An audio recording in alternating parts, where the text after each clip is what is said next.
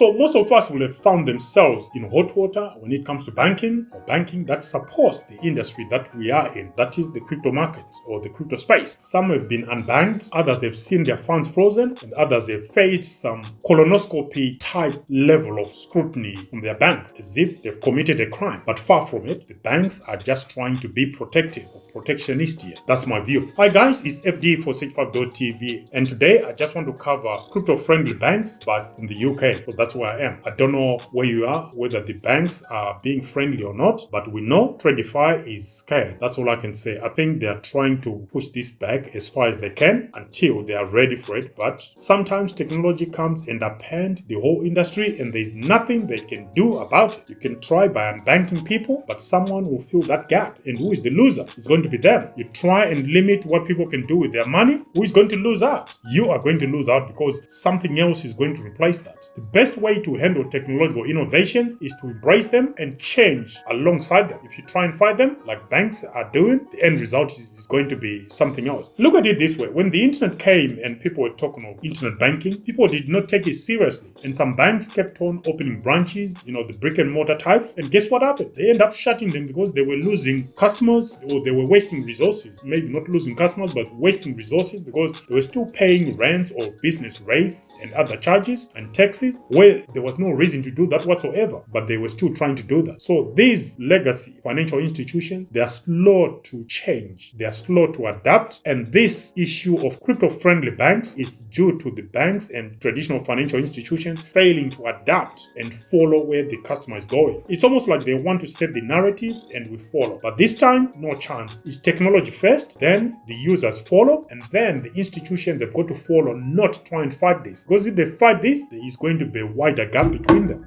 Anyway, those are just my thoughts before I jump into this week's video. But before I jump into this, guys, like I said, this is going to be based on the UK financial institution or UK banking landscape, and it does not represent the whole world. So try and look at this from your own perspective, from your jurisdiction's perspective, as this is only going to be specific to the UK. But some of the things I'm going to cover in here, you may find them familiar because the way these financial institutions behave, because they are based on harmonized standards to a certain extent, you may find that some of their practices are the same across geographical boundaries and across different jurisdictions. So that's why it's worth, whether you are based in the UK or not, it is still worth you watching this because the banking standards and financial standards, they are mostly harmonized, which means the issues being faced by UK crypto participants might also be the same issues that are going to be faced by participants within your jurisdiction or the country within which you are based. So I've selected some crypto-friendly banks, but I'll also explain, because it's not black and white. Those that are meant to be crypto-friendly, they also have their own restrictions based on the restrictions imposed on them, maybe by the type of license or by the regulator that issued them with a license, as you'll find out. So without wasting more time, guys, let me jump into my first one, and I'm going to go with Monzo. It is also someone I bank with. Monzo is a neobank with a strong digital presence, known for its user-friendly interface and real-time banking features. I agree with that. It's quite popular among young users and tech-savvy individuals. Well, thank you very much. I'm flattered. Crypto-friendliness for Monzo. While it does not directly offer cryptocurrency trading or storage services, it still supports transactions with cryptocurrency exchanges and wallet services. Users can use their Monzo accounts to deposit or withdraw funds to and from these services, but there are some restrictions, like I was trying to intimate at the top of the video. There are trading restrictions. Monzo does not offer built-in crypto trading or investment options, so it doesn't have that. Maybe we can say yet, because I can see them pivoting into that at some point. Not now, but at some point when the industry starts changing, I think Monzo will follow suit. It also has restrictions where it imposes transaction limits. There may be transaction limits for sending money to and from cryptocurrency exchanges, and unusual activity might prompt additional scrutiny. Like I said, colonoscopy level type of scrutiny sometimes with banks comes with the territory. Some exchanges or transactions might be flagged for additional verification, potentially causing delays or interruption. I know they were at one point accepting payments to KuCoin, but then they stopped. There was no explanation. But then I don't know what the reasons are. I'll leave it at that. The second bank I'm going to be covering that is UK based and it's crypto friendly is Revolut, another bank that I also bank with. Revolut is a digital banking app with a wide range of services, including cryptocurrency trading. It provides a comprehensive financial platform that includes features for managing multiple currencies, investing in stocks, and much more. Revolut is highly crypto friendly, offering integrated cryptocurrency trading and holding services. Users can buy, sell, and hold a variety of cryptocurrencies directly within the Revolut app. It also supports cryptocurrency transfers to other wallets. This is what sets apart Revolut from the likes of eToro. What a shite show. My experience with eToro, not great at all. I still have an account there, but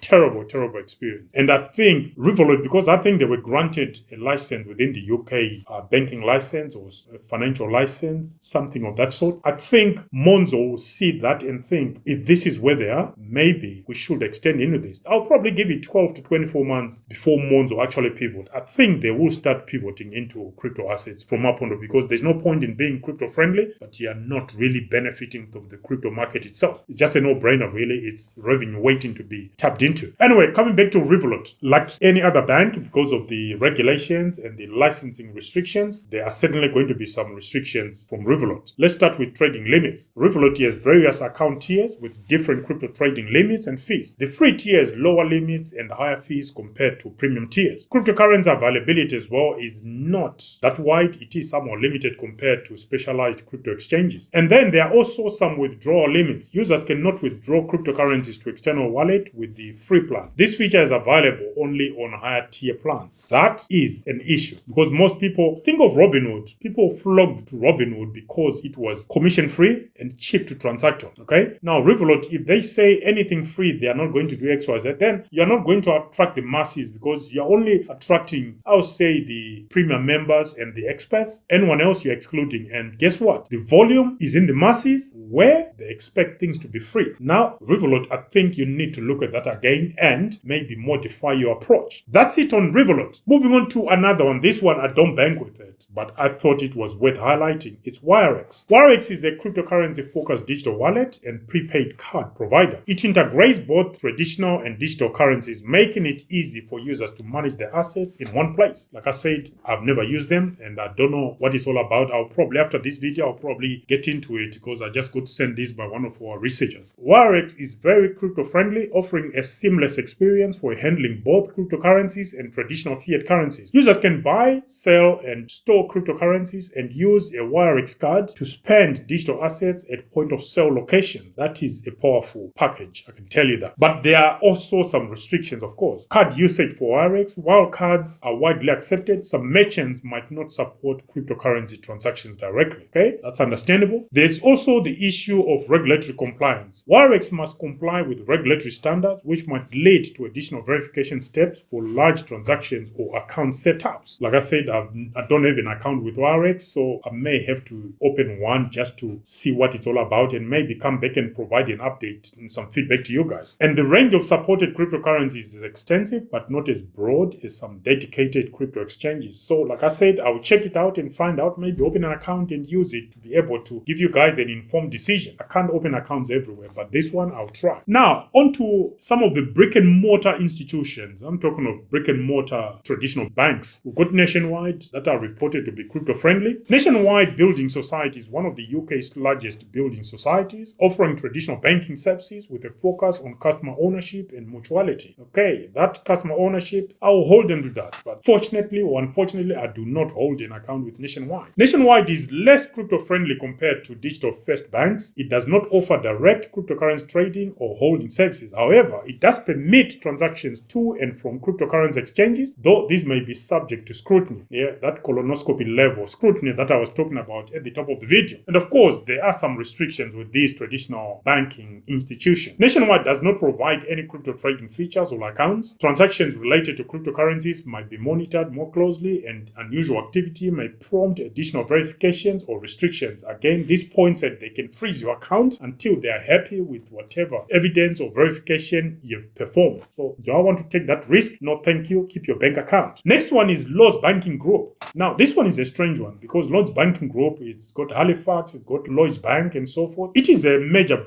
UK banking institution with a broad range of financial services, including retail and commercial banking. I do come across them from both angles, retail as well as commercial banking. Lloyds is relatively conservative regarding cryptocurrencies. It does not offer cryptocurrency trading or holding services directly. It does, however, allow transactions to and from cryptocurrency exchanges, but those are monitored for compliance.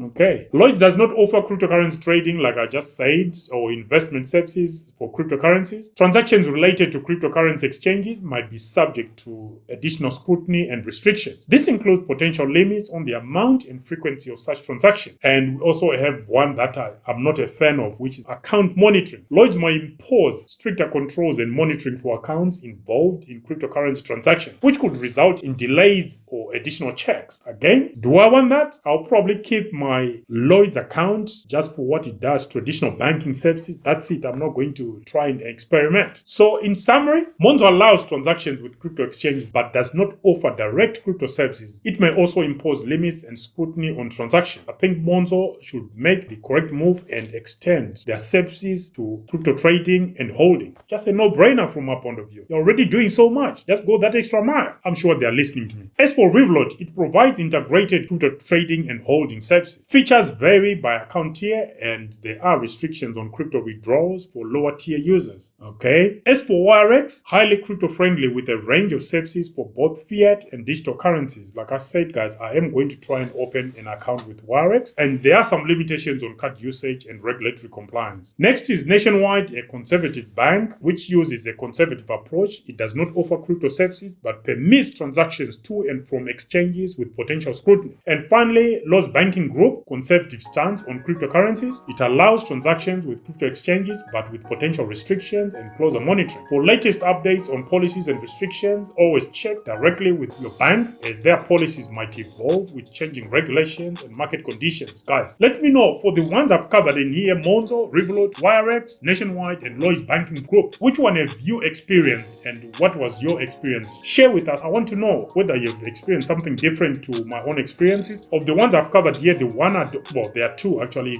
I'm with Monzo, Revolut, and Lloyds Banking Group, and other banks that I have not featured in this video. But I'm going to try Wirex and see what it's all about. I don't have an appetite to try anything with Nationwide. Maybe in the future. For now, no. I can only open so many accounts, right? Anyway, guys, that's it from your host, FD465.tv, with his take on crypto-friendly banks within the UK. Share with us your own experience within your own country or your own jurisdiction. What has been your experience like as far as banking is concerned? Are you one of those that has been debanked? Let me know in the comment section. Until the next one, it's FD465.tv signing out for now. Bye.